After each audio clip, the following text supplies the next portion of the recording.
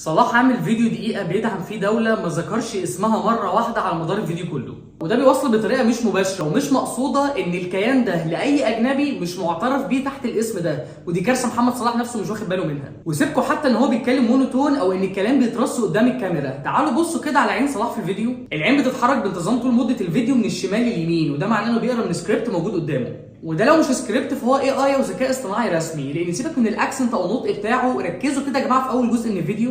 It's not always easy to speak in time like this. حته لايك ديز دي يا جماعه دي مش غلطه اكسنت او نطق، ده واضح جدا ان في برنامج كان بيتكلم بيه عن طريق الاي وجليتش ما تصلحش، يعني غلطه وسابوها. وبعدين رسالتك في الفيديو ده صلاح رايحه لمين؟ لانها لو رايحه للعرب فانت ما اظهرتش اي تعاطف او مشاعر في كلامك تحسسنا باللي حصل فينا، ولو رايحه للاجانب عشان توعيهم باللي حصل فالطريقه اللي بتتكلم بيها هتحسسهم ان القضيه اصلا مش فارقه. فاللي انا مش فاهمه الكلام ده كسكريبت مكتوب ليه عشان يوصل لمين؟ والفكره في ذكاء العرض، يعني بص على باسم يوسف ازاي كان مذاكر ومحضر كلامه قوي، وازاي كان ذكي اعلاميا جدا انه يعرف يتعامل معاهم بطريقتهم. هو بالذكاء الكافي انه متعمد يحط شتيمتين وسط كلامه، عارف انهم هيقلبوا الدنيا في الوطن العربي كله وهيفش غليل ناس كتير قوي. وانا عارف ان كتر خيره انه طلع يتكلم عن الموضوع وان دي مش شغلانته وان هو لعيب كوره وان كفايه الضغوط الموجوده عليه بره، ولكن شيء مستفز قوي ان الاقي محمد صلاح بيتكلم في اعلان ماونتن فيو احسن ما اتكلم في الفيديو ده. اختيارك لكلمات في الفيديو مبينه قوي انك عايز تبقى حيادي عشان ما تخسرش حد، ولكن دلوقتي في كارثه في ضرب مستشفى،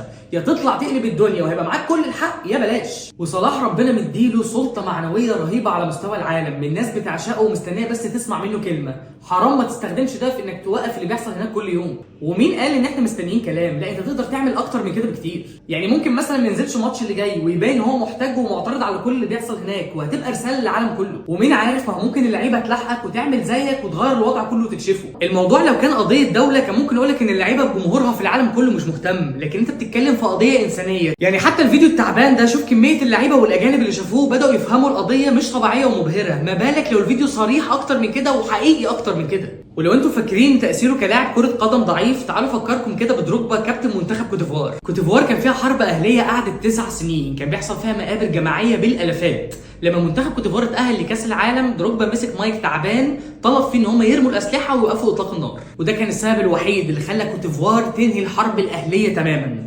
فلو انت فاكر لعيب كره القدم ما يقدرش يغير فعلا، محتاج تتفرج على القضيه دي تاني. الناس متضايقه من صلاح عشان عشم في بني ادم هو الامل من سنين انه يقدر يعمل تغيير. صلاح قادر انه يعمل حاجات كتير، اقل حاجه فيهم هتكون اهون من موقف الحيادي، لان الكلمه النهارده مش بس قادره تعمل تغيير، هي قادره تنقذ ارواح بتروح كل يوم.